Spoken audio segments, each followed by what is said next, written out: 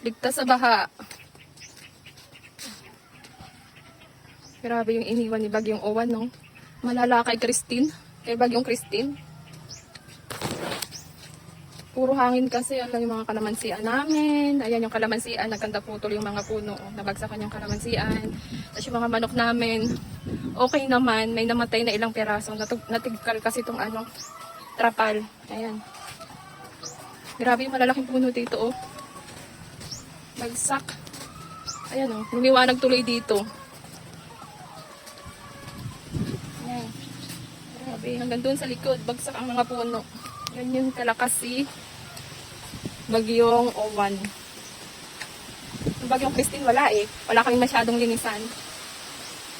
Walang mga natumbang ano. Kasi more on tubig yun. Eh, hindi naman kami inaabot ng baha.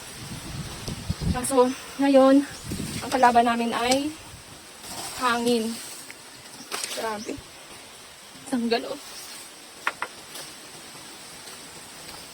Yung mga puno, oh. Ayan, yung mga ano namin poste. Pero mainit na siya. Daming linisin nito. Kailangan namin kumuha ng patulong maglinis. Kalmado na ang langit. Mahangin lang. Pero kahapon, grabe. Nervyos malala. Oh, grabe mga puno, oh. Ang malala ay dito sa baba. Sa may unahan ng ano namin. So, daming linisin. Gusto ko yan. Daming linisin.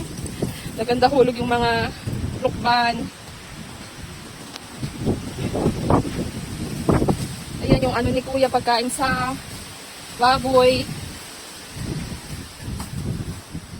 Ayan. Katumbahan. Laking puno din yan. Dito. Wala.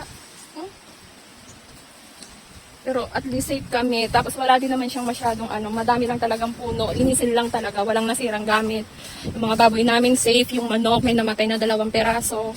Yung mga kalamansi, okay din lang naman yun. Nabagsakan lang. Pero mabubuhay yun. Tapos yung mga tanim ko, okay lang din. Buhay naman. Ito ang lala. Grabe.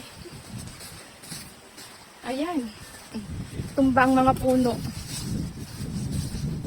Nasira yung mga para sa mga pagkain ng baboy namin. Nalinisan na to pero kanina hindi ito madaanan. Sobrang lala. Yung pinakamalaking puno dito, natumba. Ganyan kalakas yung hangin. Grabe. Tapos ang galing kasi, maalam talaga si Lord. Kasi diba kakapagawa ko lang itong kubo. Marunong kasi. Tingnan nyo naman yung bagsak ng mga puno. Safe na safe yung aming kubo. Hindi siya nabagsakan. Tapos ito, dito rin naman sa sa labas. Ayan, lala. Kanina walang madaanan dyan. Nilinisan na yan ni na Kuya kasi para may makadaan. May mga tumulong din naman. Masak ang aming bakod. Tapos ito din. Tapos dito, yung malalaking puno din dito sa may, namin, sa may poso. Ayan, putol. Tapos yung aming howler, buti na lang, hindi siya tinangay ng baha. Kasi abot yung baha dito eh. Dito sa part na to. Abot. Pero natabunan lang yung aming howler. Pero, okay yan, makukuha yan. Tingnan yan, mga kalalaking kahoy niya, no. Nagkanta putol. Lala, grabe. Nervyos malala kahapon. Sobra. Ang lakas ng hangin. Ramdam namin yung hangin dito kasi open yung area. Tapos wala kaming masyadong kapitbahay. Walang mga bahay. Kaya salong-salong namin yung hangin. Ito bahay to nung kubo-kubo to nung anan. Pero tingnan yun din naman. Napakaganda yan. Wasak din. Ganda putol ang puno. Ang daming ligpitin. Pero okay lang yan. Kaya yan. Hinigpitin lang naman. Ang importante, walang masyadong malaking damage. Walang nasaktan. Walang namatay. Safe kami. Safe ang mga baboy at ang manok. Ang aso. Linisin lang talaga. Lala, grabe. Diba? Nagka-ano? Ganda ng panahon. Ayan, tingnan mo. Lumiwanag tuloy dito. Nawala yung mga puno. Wala. Wala yung mga puno. Nagkanda putol. Ang lala. Ito, yung ayusin. Pero okay lang. Okay lang yan. Pera lang yan. Gagastos tayo pero okay lang yan. Kikitain pa natin yan. Basta yung buhay, hindi natin yung mababalik. We're safe. Nakaka-stress lang siyang tingnan. Pero, it's okay. Oh, laki oh. Laki ng puno. Tingnan mo, nabagsak. Ganyan kalakas si Owan. Yun. Pakalaking puno niyan. Dumating kami dito, may puno na yan. Ayan lang. Tapos yung baboyan namin, thank you Lord kasi wala talaga siyang damage. Ayan. Okay. Grabe. Napakalinis na ito, naging kalat. Ayan, no? Grabe, ang napakalala. Ang aking, paradise.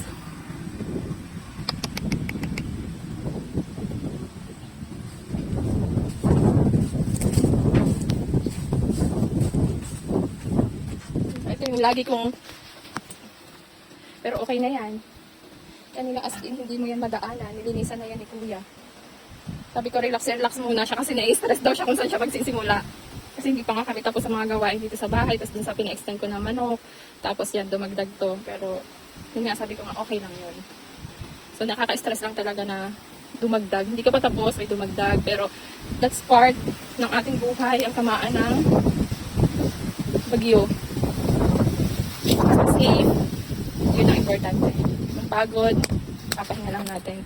Pinatapos natin ayos. Yung mga tanim ko, ayusin ko yan later. Pahinga muna kasi grabe yung stress ko at saka nervous ko kahapon kasi nga ramdam namin yung hangin. As in. And thank God na lang talaga naisipan ko na ipaayos ang bahay kasi kung hindi, pati kami walang matutulugan, pasok ang tubig, ang hangin sa loob ng bahay. Pero kahapon, hindi namin naramdam ang bagyo sa loob ng bahay kasi nga napaayos ko, napakulog ko, double walling and all. Kaya hindi ramdam, pero paglabas mo lang talaga. Ayan, wasak din. Ang linis na nga, nakapaglinis na ako dyan kanina. Kapag walis na, 5 o'clock gising na ako. Kasi sino ba naman makakatulog, di ba? Ayan, ang daming linisin.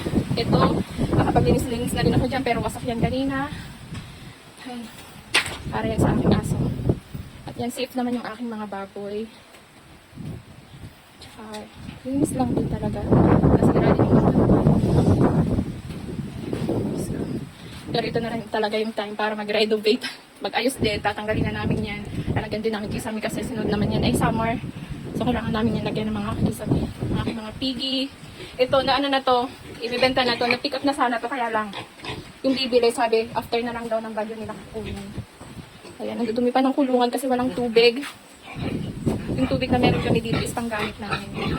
And yan, ayan na yun. Yung tumi. So bukas kami mag-i-start mag-palinis ngayon, ano lang, partial lang, kunti-kunti lang yung lilinisin namin kasi ngayon pagod namin kahapon, lalo na ang kuya ko, sobra, walang tulog, nakabantay, ayaw pumasok sa loob ng bahay kasi nakabantay talaga siya dito sa labas. Kami lang yung dalawa ng anak ko yung nasa loob kasi ayaw niya kami palabasin. So yun lang, ligtas na kami, nakadaan na si Bagyong Uwan. Sana naman umano niya siya tumigil. Diyos ko, ayun pa yung mga aso ko, stress din ako dito, hindi ko alam kung saan ko sila papatulugin kasi yung tulugan nila talagang pinasok din ng tubig. No choice kundi pumasok sa loob ng bahay. At ayan yung mga tubig namin already. Inanuhan ni Kuya ng inarangan ng salamin.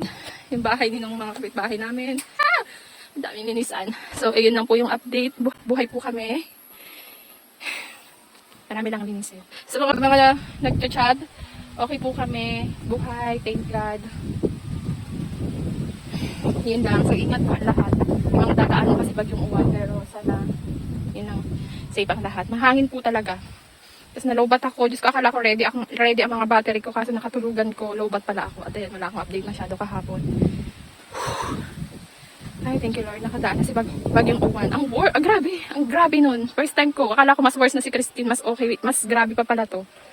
Kasi si Christine bahalang walang tubig. Si Christine bahalang walang hangin. Kaya wala kami ganitong kadaming linisan. Kasi hindi naman nga kami binabaha. Safe kami sa baha. Kaya lang syempre mapaparanoid ka, mag-worry ka pa rin kasi diba yung sa Cebu yung nangyari. Never din silang binaha. Pero talagang inanod yung mga bahay nila. So ganun yung utak ko. Ano yung paranoid ka masyado. Diyos ko, yan may mga tali. Oh my God. Hindi kami talaga inaabot ng baha dito. Ang kalaban lang talaga namin ay hangin. Tingnan nyo naman kung gano'n yan ka-open. Walang masyadong bahay, kami lang talaga. Yan. Sa loob ng bahay, walang damage. Okay kami. Walang linisin. Sa labas lang talaga lahat. Biruin mo yan. Laki-laki din ng puno na yan natumba. So, ingat po ang lahat.